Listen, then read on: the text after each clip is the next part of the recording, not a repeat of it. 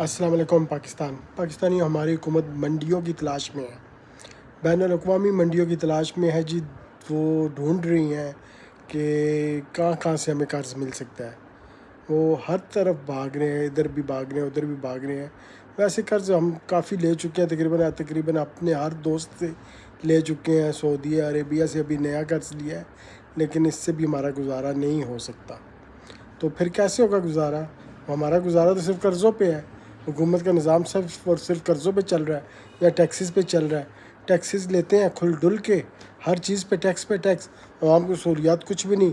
اس کی وجہ یہ ہے کہ ہمارے اوپر قرضوں کے پہاڑ کھڑے ہیں، اور آگے بھی ہم اتنے ہی اور لیں گے، ہم لیتے ہی رہیں گے۔ پھر پروٹوکول، پھر عیاشیاں، پھر باہر کے سفر، یہ ہم نے کرنے ہیں۔